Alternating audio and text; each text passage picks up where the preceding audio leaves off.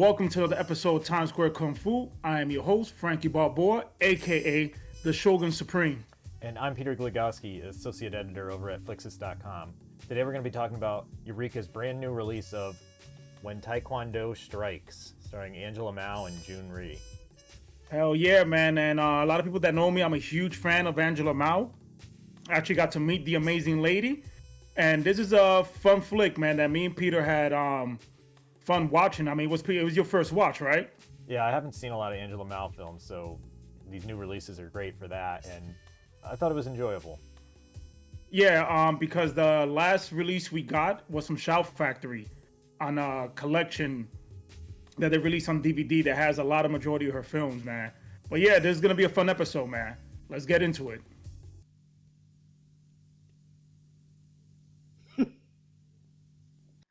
Now, before Peter gets into the synopsis of the film and we talk about the plot in the film as a whole, we also going to be doing a picture comparison in this episode, so you guys can see the upgrade with this release, because me and Peter, we really enjoy the transfer, the way it look, and the audio. So we're about to break this down for you guys. Yeah, Eureka always does very good with the transfers, so you guys will see this looks like a substantial improvement. Definite. So Peter, man, break it down for these people. So again, I'm going to be borrowing from the movie database because I'm really bad at describing things. The story of When Taekwondo Strikes is set during the Japanese occupation of Korea in World War II. So a Korean patriot played by Carter Wong gets into a fight with some Japanese students, and they chase him down into a church. And lo and behold, this church is the secret hideout for the Korean resistance movement leader played by Jun Rhee.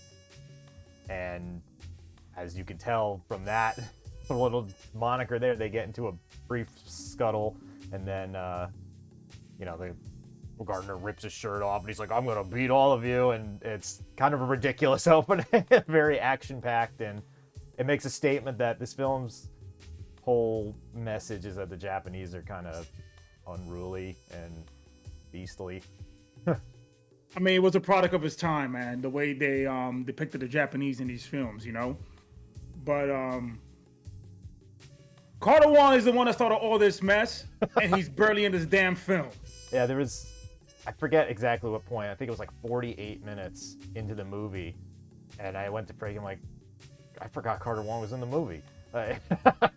It's surprisingly, there's this white lady, Ann Winton, who basically upstages him, and on the Blu-ray forums, everyone was friggin', who's this lady? Who's this white lady? And, we went down a rabbit hole trying to figure that out. Yeah, like I told you, I knew about her untimely death, but what happens with Peter when we do research every time, he finds the morbid details. Like, we gotta mention it. Just Google her name if you guys are curious, but it was very unfortunate how she, she passed away. It's definitely very unfortunate. But the thing is that I could see why people ask about her, because she stands out in this film. She is freaking amazing. Her skills, her presence in the movie, and surprisingly so, she gets a lot of good screen presence in this film. And me and you were you was very happy about that. Yeah, it's especially during this period, you didn't see many white people in Hong Kong movies, so it's great to not only see one, but then see it as not a caricature. She's just a regular person like everyone else and happens to know Taekwondo. So she gets into fights, and while she does eventually get bested, she puts up a good fight beforehand. Especially towards the end, where she has a one-on-one duel with Sammo Hung that was like, yo, she definitely went off and put in the work. And there's a couple of shots that I said, like, damn, she caught him straight in the freaking liver with a freaking hard kick. You see it. You see that fat jiggle. Like, okay, she got him with a good shot. Yeah, knowing Sammo, he was like, hit me harder. I know, right? Freaking masochist bastard right there. But with the pacing in this film, or even the structure, Huan Feng, like I was telling you before we started watching the film, like he did this with Hapkido, is that he usually focuses on one location for a very long time. Yeah. Like, you don't see it cut constantly. Oh, we're going back to the church and this is happening outside the church. No, it stays there for a while. and with the characters in that scene, because Angela Mao doesn't show up probably like what, like 15 minutes into the film, or 10 minutes or so. Yeah, I think it's 10 minutes. And on that note, like the entire first act is almost basically in the church. There's 3 major fights that happen within the first 40 minutes in that one location. Yeah, and it's very, I told you, it's like, it was very similar fashion the way he did Hapkido. Like, you see Angela Mao as top billing, but the majority first half of the film was Sammo Hung in it. Yeah, and Carter Wong in that one, and Carter Wong, yeah, who actually was in that one. Yeah, I was telling you they probably filmed this one right after, and just let's stay in Korea, let's do another film. Yeah, you know? I wouldn't doubt that. And with that structure, it does make the movie feel episodic, almost like you can watch the first act and then stop the movie for the night and then come back. And I mean, it's interesting in that sense. Yeah, again, I like how the director just focuses on these locations, and actually for some reason it just works. And it starts in the journey because he builds all the characters he shows, especially when Anne Winton. I didn't expect her to be in the film when I first saw it for that long.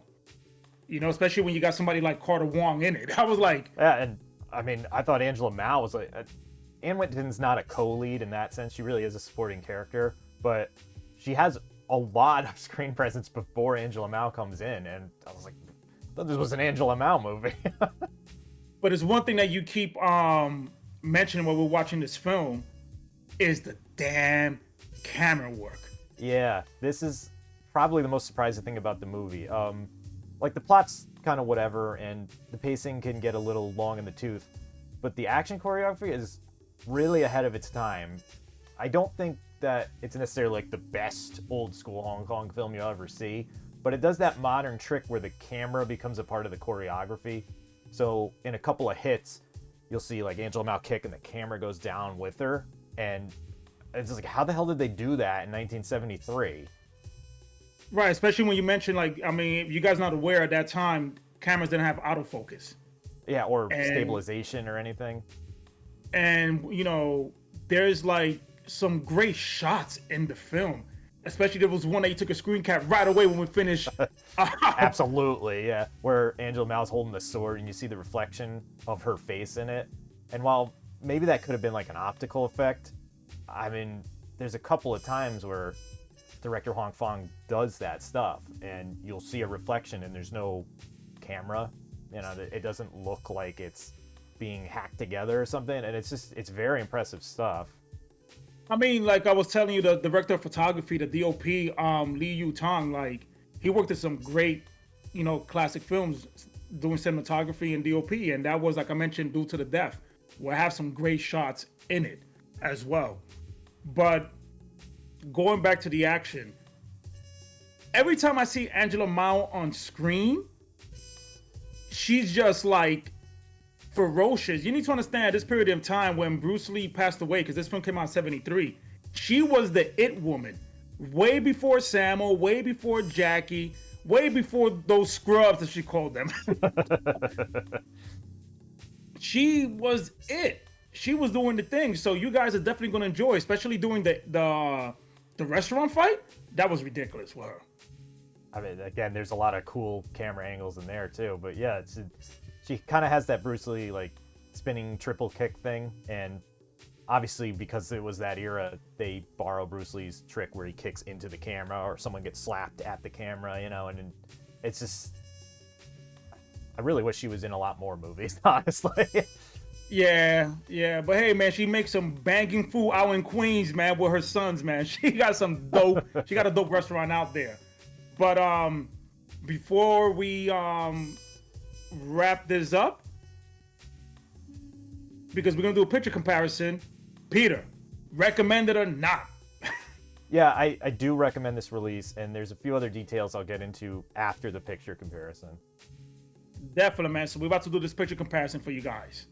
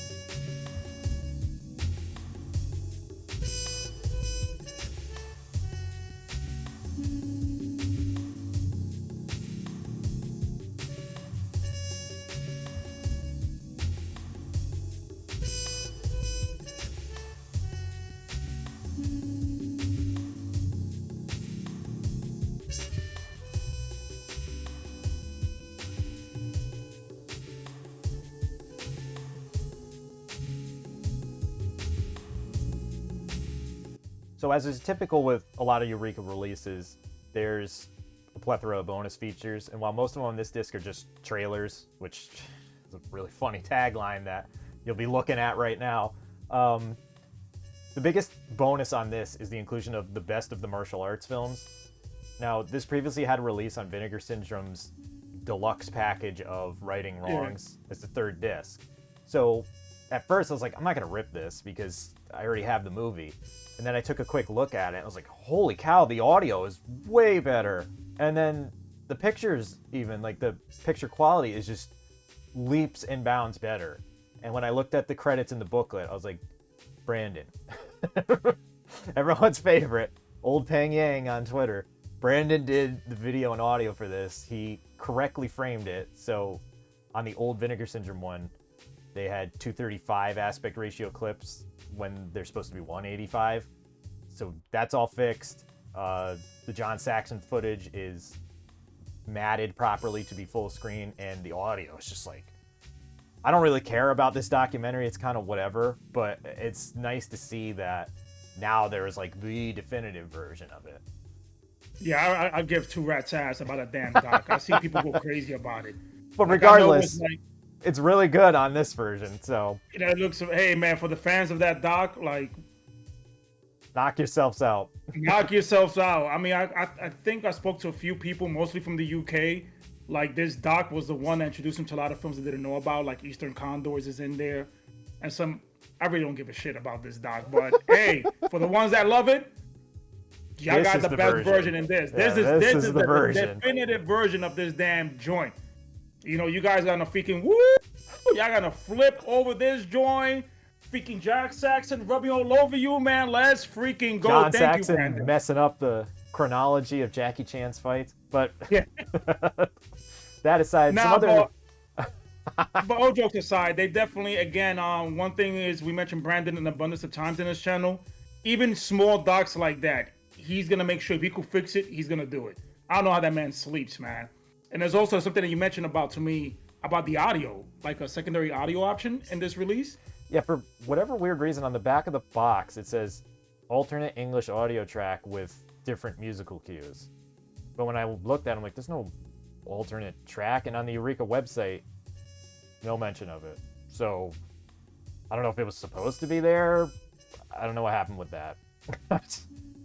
Yeah, and it was something that we forgot to mention while we were talking about the film as a whole, is that if you're a fan of martial arts films, there are some surprise extras in there, Peter. Let them know. Let them know. Well, I mean, Wong In-sik isn't really an extra. He's the main villain, sort of. But yeah. In a couple of shots, you'll see Lam Ching-ying, because he was in all these early productions. And it's funny, during that restaurant brawl, I mentioned something about Yun Biao, and then I was like, oh, there he is.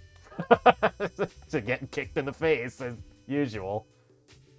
Yeah, so that's, again, it's great to see these guys, you know, before the careers blew up in these films. And before we forget, of course, this is a Region B release.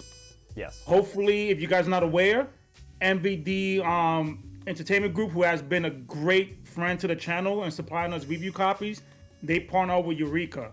So hopefully they start bringing more of their titles for your non-region free individuals, because that'd be great, because, you know, shipping costs and all that importing nonsense, it could get expensive. So hopefully they pick this up. But if you want to watch it now, and I've been pimping this for a while, is on Haya streaming service, man. The thing is under freaking goddamn what, like $6 right now? Just do the 7-day trial. Is in the US. If you're not in the US, there's something called VPN. If I see you buy 10 Blu-rays a freaking week and you don't own a VPN, you doing it wrong, man. Come on now. Yeah, it's on Haya, man. Do the 7-day trial. They have a lot of old school stuff in there, and they have Taekwondo strikes. Peter, is there anything else we need to mention? Oh yeah. The art. The art? Yes, the art. Well, I guess we're noted, outspoken detractors of Darren Wheelings, but to his credit here, I think this art is better than the previous Angela Mao one he did. The damn color. It's the color. Don't let you fool by that beautiful color scheme. But yeah, it looks more pleasant. It does. Like, the characters actually have skin tones, and whatever. That's all I'm gonna say. Yeah, y'all know me, man. He's the Rob Liefeld of freaking movie posters. That's it, man. Because that Violent Streets, he did. I forgot for what release for the U.S. Oh no, Picasso, you got a rival, bro. He beat you, bro. He beat you with that one. Woo! Jeez. Yeah, man. But folks, with that said, like, share, and subscribe. And until the next one. Peace.